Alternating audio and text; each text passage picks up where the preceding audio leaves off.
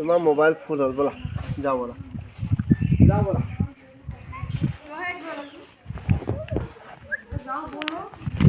মানিছ কিয় মোৰ চুৰ্ণিখনটো কি কৰিলে চুৰ্ণিখন টানিছে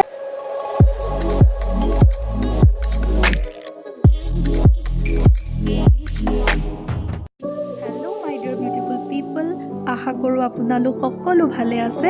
আজি মই আহিলোঁ দেৰগাঁৱত অৱস্থিত নেঘেৰিটিং শিৱদৌললৈ যিহেতু মোৰ মাৰ ঘৰ দেৰগাঁৱত গতিকে বা আৰু ভাগিনহঁতৰ লগত মিলি বহু বছৰৰ মূৰত আজি দেৰগাঁৱৰ নেঘেৰিটিং মন্দিৰলৈ আহিলোঁ ঐতিহাসিক নেঘেৰিটিং শিৱদৌল আহোম শাসন সময়ত নিৰ্মাণ কৰা এটি বিখ্যাত শিৱ মন্দিৰ এই শিৱ মন্দিৰটো স্বৰ্গদেউ ৰাজেশ্বৰ সিংহই নিৰ্মাণ কৰিছিল 1751 পৰা 1769 খ্ৰীষ্টাব্দৰ ভিতৰত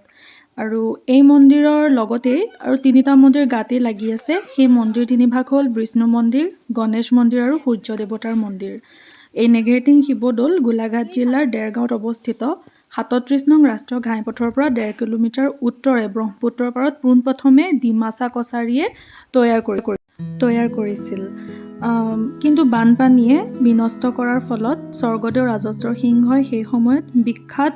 প্ৰত্নতত্ত্ববিদ অৰ্থাৎ আৰ্কিটেক্ট ঘনশ্যাম খনিকৰৰ হতুৱাই এই মন্দিৰভাগ পাহাৰীয়া টিলাত পুনৰ নিৰ্মাণ কৰে এতিয়া আহোঁ এই শিৱদৌলৰ নাম নেঘেৰিটিং কেনেকৈ হ'ল প্ৰবাদ মতে এই দৌলৰ টিলাত নেঘেৰি নামৰ চৰায়ে খুৰুং পাতিছিল আৰু তাৰ বাবে এই মন্দিৰৰ নাম নেঘেৰিটিং নামে প্ৰসিদ্ধ হয় আন এক প্ৰবাদ আছে যে দেৰগাঁৱৰ নেঘেৰিটিং শিৱদৌলৰ ঐতিহ্যপূৰ্ণ বৈশিষ্ট্য আছিল দেৱদাসী নৃত্য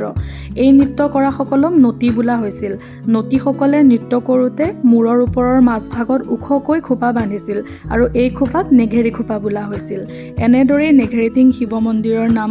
প্ৰসিদ্ধ হয় বুলি প্ৰবাদ আছে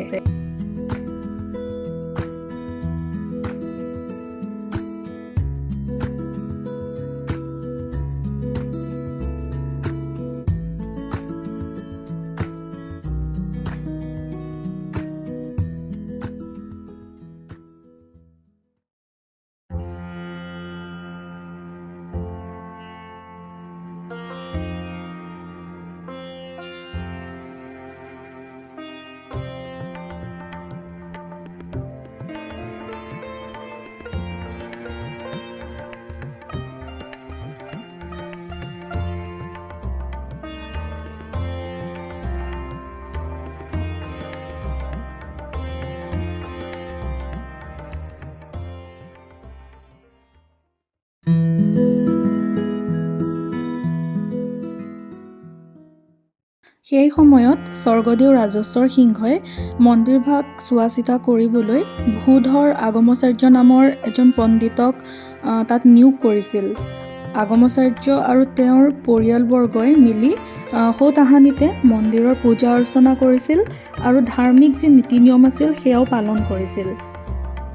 সেই সময়ত মন্দিৰভাগত ট্ৰেডিশ্যনেলি কিছুমান নৃত্য গীত অনুষ্ঠিত হৈছিল আৰু সেই নৃত্য গীতসমূহক দেওনতী বোলা হৈছিল ঐতিহ্যমণ্ডিত শিৱদৌলৰ বিষয়ে মই কৰা যিখিনি অধ্যয়ন সেই অধ্যয়নৰ ওপৰত বেছ কৰি পেলাই মই আপোনালোকক যৎকিঞ্চিত আভাস দিবৰ বাবে মই চেষ্টা কৰিলোঁ যিসকলে ইতিমধ্যে এই মন্দিৰৰ ইতিহাসৰ বিষয়ে জ্ঞাত মই তেওঁলোকক ক'বলৈ যোৱা নাই কিন্তু যিসকলে নেজানে সেইসকল ব্যক্তিৰ বাবে মই আজি ভিডিঅ'টো বনাইছিলোঁ মোৰ এই ভিডিঅ'ৰ জৰিয়তে যদি দেৰগাঁৱৰ নেঘেৰিটিং শিৱদৌলৰ ঐতিহ্যৰ বিষয়ে আপোনালোকে অকণমান যদি জানিব পাৰিছে তেনেহ'লে মই বহুত উপকৃত হ'ম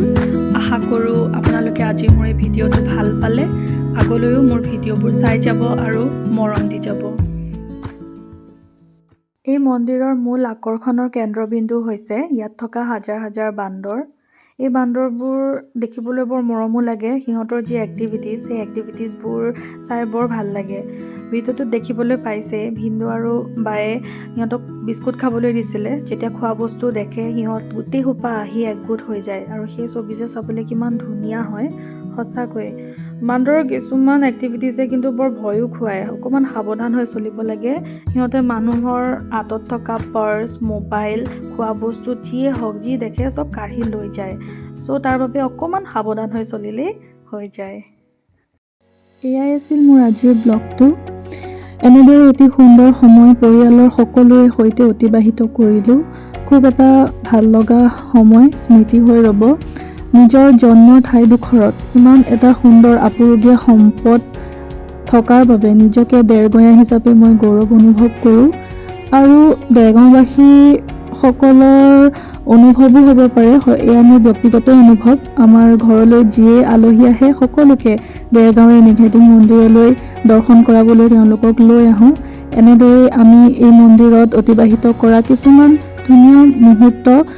ফটো হিচাপে আমি ৰাখি থলোঁ। সেই তাৰে কেইখনমান ফটো আপোনালোকৰ আগত মই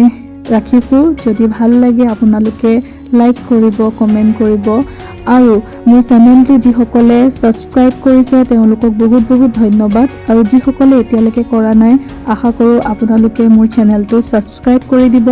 লগতে মোৰ ভিডিঅ' সোনকালে পাবৰ বাবে বা আগতীয়াকৈ পাবৰ বাবে কাষতে থকা যি বেল আইকন সেই বেল আইকনটো ক্লিক কৰি দিব। থেংক ইউ ছ' মাছ। সকলো ভালে থাকক, হাঁহি থাকক আৰু সুস্বাস্থ্যৱানৰ অধিকাৰী হৈ থাকক। Bye bye.